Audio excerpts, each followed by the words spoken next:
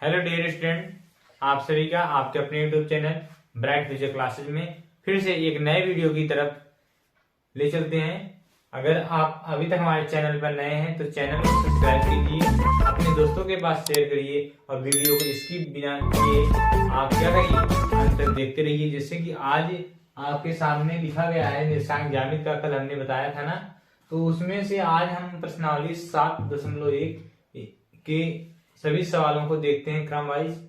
तो आज ये पहला सवाल आपका कह रहा है इस पूरे प्रश्नावली में दूरी से संबंधित सूत्र का प्रयोग किया जाएगा। दूरी से संबंधित सूत्र हमने कल बताया था कि दूरी बराबर यानी डी बराबर, हमने कल चर्चा किया था, डी बराबर अंडर रूट में x1 माइनस x2 का whole square plus y1 minus y2 का होल स्क्वायर। हमने कल इसके बारे में बताया था। उस वीडियो की भी हम लिंक इस डिस्क्रिप्शन में दे देंगे, वहां से जाकर आप देख सकते हैं कि हमने इसके पहले वाले वीडियो में क्या बताया था। अब आते हैं प्रश्नावली 7.1 में पहला सवाल। जैसा कि आपके सामने दिख रहा होगा कि बिंदुओं के निम्नलिखित युग्मों के बीच की दूरियां ज्ञात कीजिए। जैसा पहला है 2,3, क्या है पहला देखते हैं। इसमें लिखा गया है क्या 2,3 और 4,1। हमें कहा है इनके बीच की बिंदुओं के बीच की क्या करनी है, हमें दूरी ज्ञात करना है। दूरी के लिए हम सूत्र पढ़े हैं क्या, d बराबर x1 minus x2 y1 minus y2। अब इसमें हमें क्या करना है, जो ये पहले वाला लिखा गया है इसको हम मान लेते हैं x1, इसको y1, इसको x2, इसको y2। अब इसी वैल्यू को हम किसमें इस पे रख देते हैं तो आपका आंसर आ जाता है। जिससे d बराबर अंडर रूट में x1 माइनस x2 का whole square plus y1 minus y2 का होल स्क्वायर। कहीं किताब में सूत्र लिखा होगा x2 माइनस x1 का whole square plus y2 minus y1 का होल स्क्वायर, तो इससे दिक्कत नहीं है क्योंकि अगर माइनस भी रहेगा तब भी स्क्वायर करने पर क्या वैल्यू आती है, प्लस में आती है। अब इसको देखते हैं, हल करते हैं। यहाँ पर x1 कितना है 2 माइनस x2 4 का whole square plus y1 3 minus y2 1 का होल स्क्वायर। ठीक, इसके बाद इसमें देखते हैं क्या, हल करते हैं। 4 में से 2 गए 2 यानी माइनस 2 का वर्ग प्लस 3 में से गए 2 का वर्ग। इसको हल करते हैं।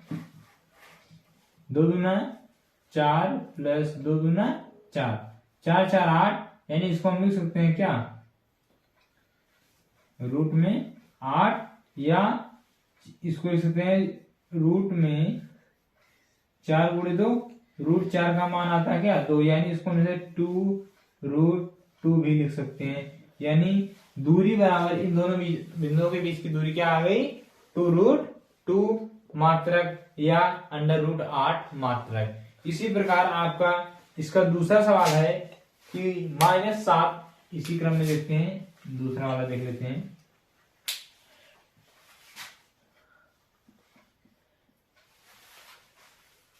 -5,7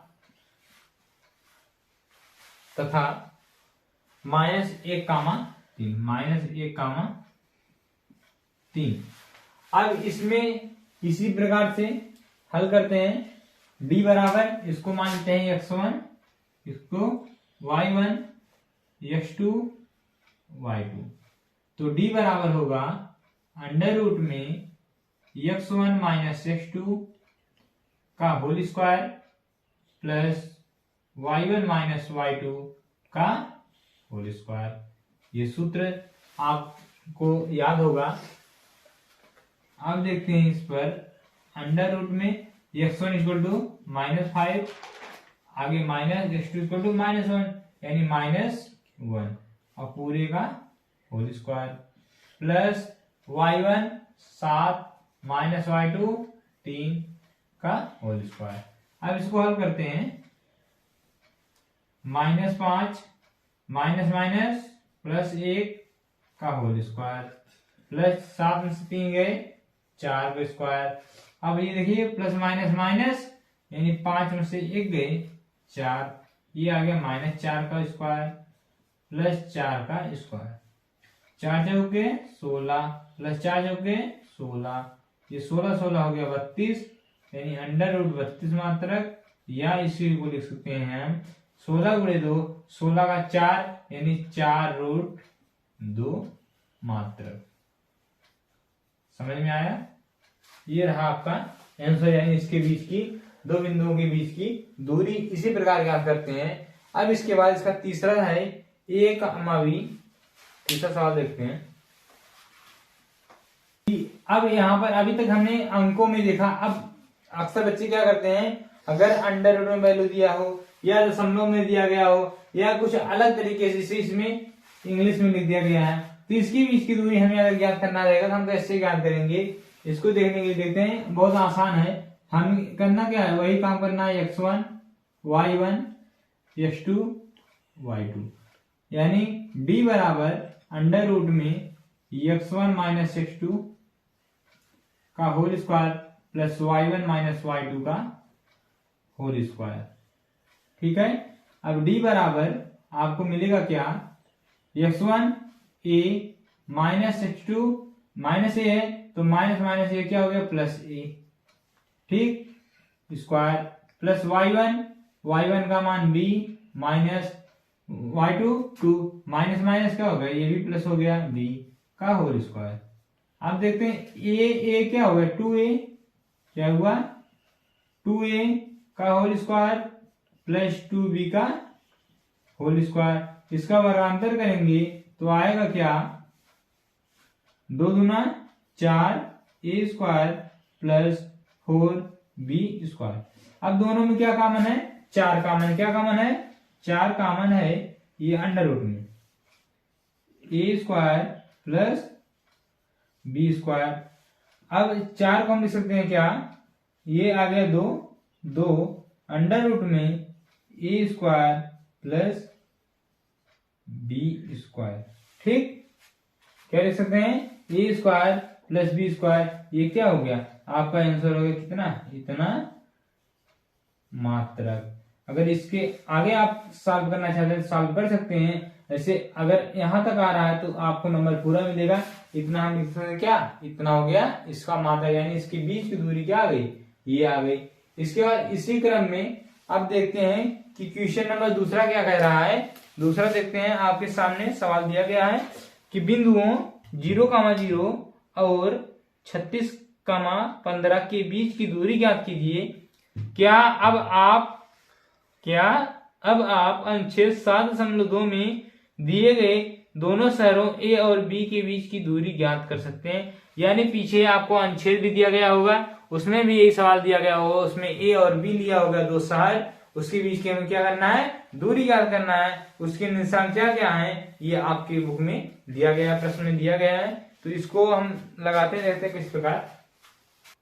ये अनुच्छेद 2 में चित्र इस प्रकार दिया गया है, ये देखिए, इसको हम देखते हैं, ये क्या है, मूल बिंदु है, यानी इसका निशान क्या है 0,0, और इसका निशान अगर हम याद करेंगे बिंदु बी का, तो ये x है, ये y है, तो हमें पता है पहले हम लिखते हैं क्या x, फिर लिखते हैं y, यानी इसका निशान क्या हो गया 36,15, जो कि आपके बुक में पहले से दिया गया है कि 0,0 और 36,15 के बीच की दूरी ज्ञात कीजिए। क्या आप अनुच्छेद इनमें से ए और बी के शहर की भी दूरी है, यानी जितना ये दोनों बीच की दूरी होगी, ये ए बी की होगी, यही दूरी आपसे पहले पूछ लिया गया है कि बिंदुओं के बीच की दूरी ज्ञात करना है, यानी दोनों में काम वही करना है। तो d बराबर, ये आपको सूत्र पता है, ये हम मान लेते हैं x1, ये x2, सॉरी ये y1, ये x2, ये y2।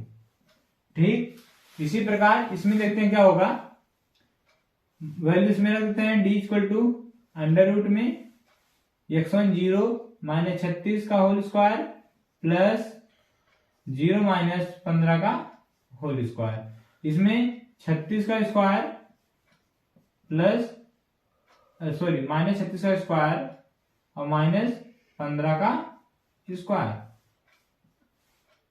अब 36 का स्क्वायर ज्ञात करते हैं। 15 का होता है 225, ठीक। अब 36 का निकाल लेते हैं। 36 गुणे 36 करेंगे, क्या आ गया, इसका वर्ग आ जाएगा।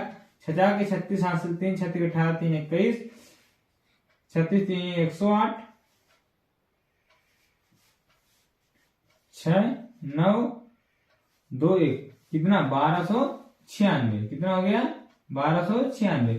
इसमें हम अगर 225 ऐड कर देते हैं तो क्या होगा, 6 5 11, 9 2 11, 11 1 12, 2 1 3, 3 1 2 2 4, 4 1 5, 1521।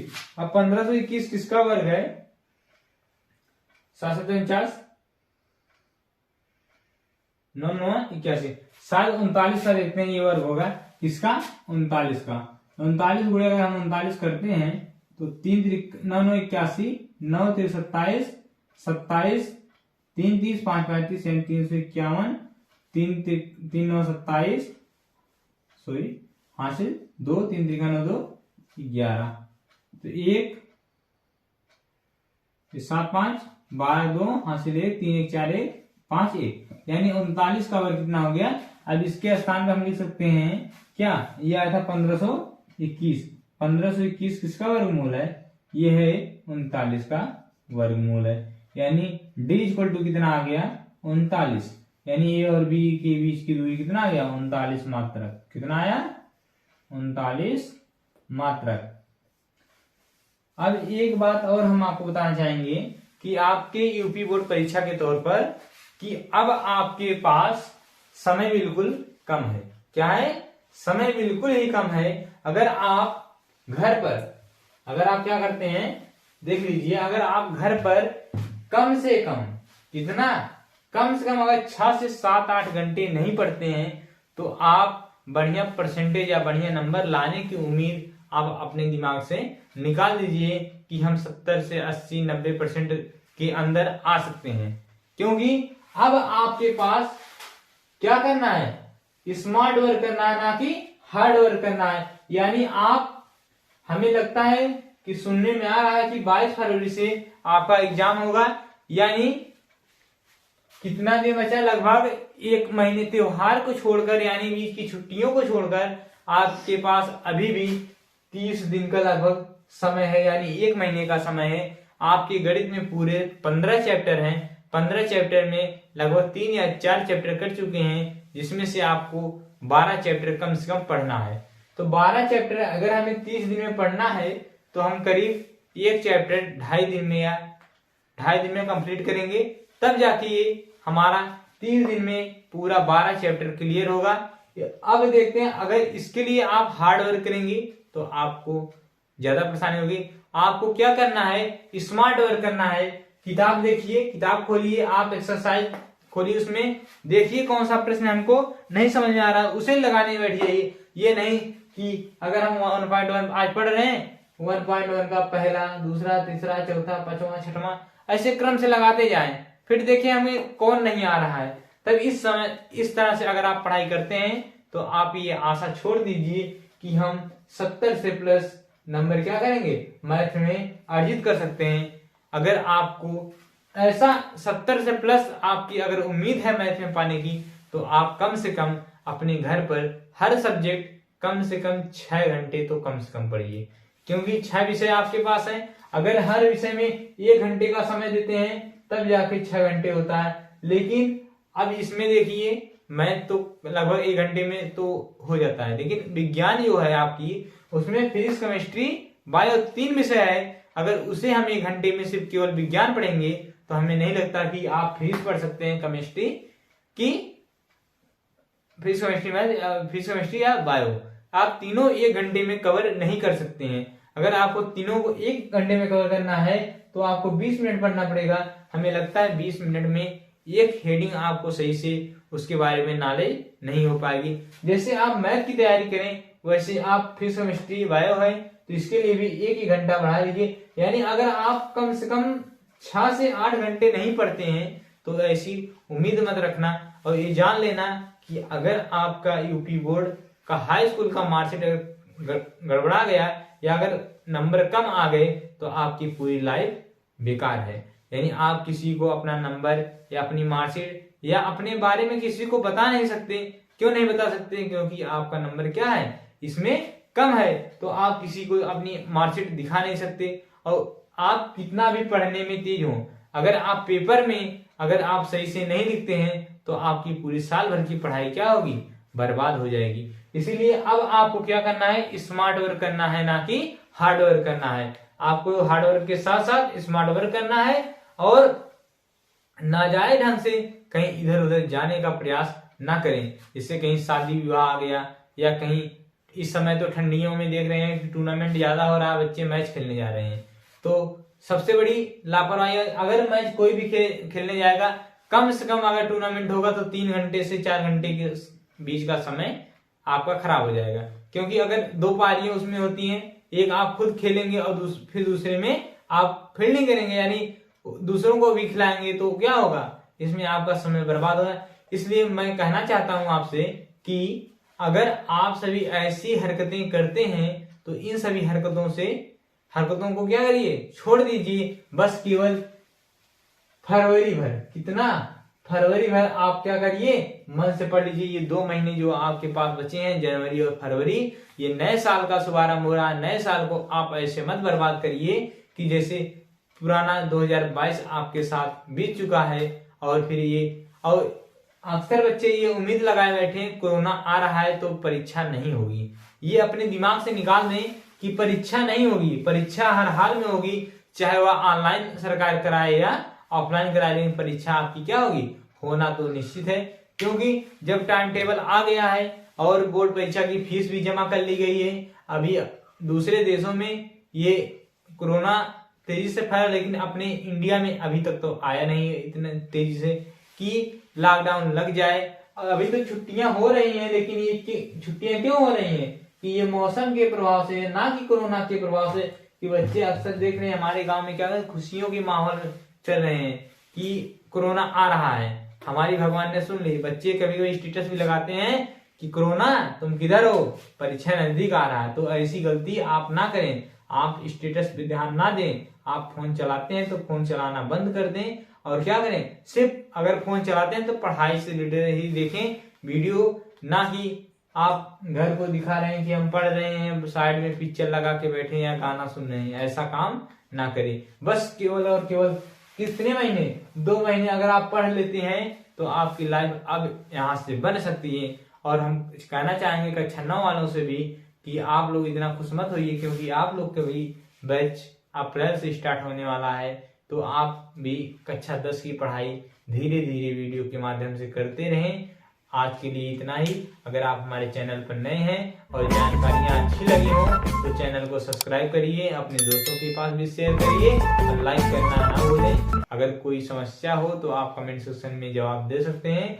और इस प्रश्नावली के लगभग जितने सवाल हम बताएंगे इसका प्लेलिस्ट में हम दे देंगे, सभी का डिस्क्रिप्शन में भी लिंक दे देंगे।